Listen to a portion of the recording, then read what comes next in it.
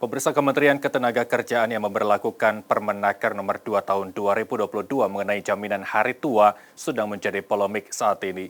JHT dinilai memberatkan para pekerja mengingat para pekerja harus berusia 56 tahun atau memasuki usia pensiun terlebih dahulu untuk menikmati dana JHT tersebut. Tak hanya di kalangan masyarakat, ternyata polemik ini juga menimbulkan pro dan kontra bagi para anggota DPR RI. Polemik masalah jaminan hari tua pun seakan-akan tidak ada habisnya. Tidak hanya di kalangan masyarakat yang menjadi pro dan kontra terhadap masalah ini, namun para anggota DPR RI mempunyai pendapatnya masing-masing.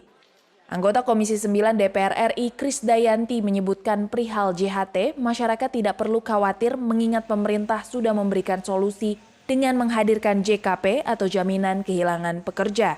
Yang mana jaminan ini akan mengcover pekerja yang kehilangan pekerjaan atau PHK sebelum masa usia pensiun dengan memberikan bantuan kepada pekerja yang terdampak atau kehilangan pekerjaannya.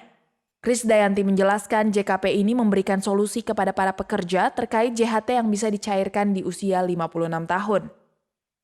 Pihaknya juga meminta kepada pemerintah, khususnya Kemenaker, untuk dapat mensosialisasikan JKP ini kepada masyarakat, mengingat pemerintah mempunyai waktu 3 bulan sampai masa penetapan Permenaker tersebut diberlakukan. Jaminan kehilangan pekerjaan itu ada penerimaan uang di situ. Nah, artinya kan selama ini para pekerja ini tidak dilihat suasana kebatinannya. Mereka hanya mendapatkan informasi yang tipis, sehingga yang di bawah semuanya akhirnya bersama-sama melakukan penolakan dan marah. Artinya kita dari fraksi PDI Perjuangan juga, saya pribadi juga sebagai anggota Komisi 9, memang sangat menyayangkan. Memang tidak ada yang salah dengan Permen 22 tahun 2022 ini, hanya memang kita bicara soal timing. Ya, kalau misalnya kisruh pasti akan terjadi pro dan kontra. Tapi apapun yang sedang dilakukan oleh Ibu Ida, di sini saya melihat kesungguhan dari Kementerian Tenaga Kerja. Kita melihat mereka sangat membuka ruang untuk komunikasi ya. Dan saya lihat beberapa hari ini memang walaupun hujan, demo juga nggak berhenti. Artinya kita juga melihat, cobalah kita dengar bagaimana suasana kebatinan dari teman-teman pekerja.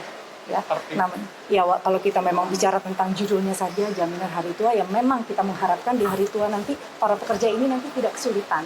Tapi bagaimana kalau para pekerja ini mendapatkan kehilangan pekerjaan di usia yang memang masih jauh dari kata pensiun. Nah, mereka kan ingin menyambung hidup, baik itu menyekolahkan anak atau sebagai modal pekerjaan awal mereka gitu. Nah, mudah-mudahan dengan sosialisasi jaminan kehilangan pekerjaan ini selama 3 bulan ini, Kementerian Tenaga Kerja bersama kami tentu di saat reses ini adalah kesempatan yang baik buat semua anggota Komisi 9 untuk membantu mensosialisasikan bahwa jangan khawatir bahwa nanti di jaminan kehilangan pekerjaan itu ada penerimaan uang rupiah. Berbeda dengan Krisdayanti, menurut anggota Komisi 10 DPR RI, Himatul Aliyah mengungkapkan, pemerintah harus mencabut Permenaker nomor 2 tahun 2022 mengenai JHT ini karena dinilai tidak sinkron antara pasal 2, pasal 3, dan juga pasal 4. Politisi dari Partai Gerindra tersebut menilai pekerja yang kehilangan pekerjaan sebelum usia 56 tahun akan kesulitan mendapatkan manfaat dari JHT tersebut, mengingat di Indonesia saat ini banyak perusahaan yang menggunakan outsourcing yang mana lamanya ia bekerja hanya beberapa tahun saja, tidak sampai usia 56 tahun. Harus ada dikaji kembali mengenai ketentuan usia. Berikutnya juga ada ketidaksinkronan kami melihat antara pasal 3 dan pasal 4 dan juga dengan pasal 2. Jadi 2, 3, 4 ini seharusnya sinkron.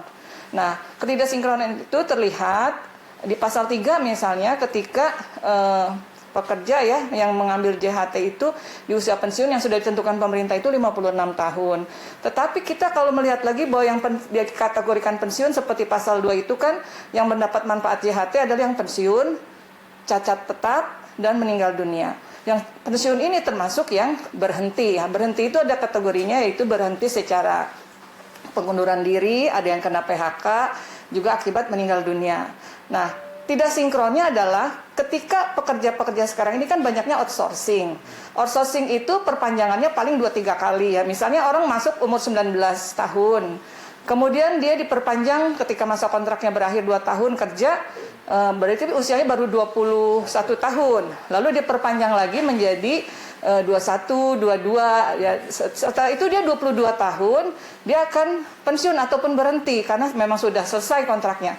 Nah, kalau orang yang butuh dana dia untuk ketika dia pensiun kan artinya atau berhenti kerja kan dia sudah tidak punya jaminan kerja, upah dan lain sebagainya, tentunya harus segera dibayarkan. Kalau nunggu 56 tahun, nanti dia keburu bekerja di perusahaan lain begitu. Himatul menambahkan pemerintah harus bisa membedakan pekerja tetap seperti ASN dengan buruh outsourcing yang bekerja hanya dalam masa kontrak yang biasanya hanya untuk beberapa tahun saja. Ia pun meminta pemerintah harus mengkaji ulang kembali tentang Permenaker nomor 2 tahun 2022 ini. Dari Jakarta, Dio Malau, Nusantara TV melaporkan.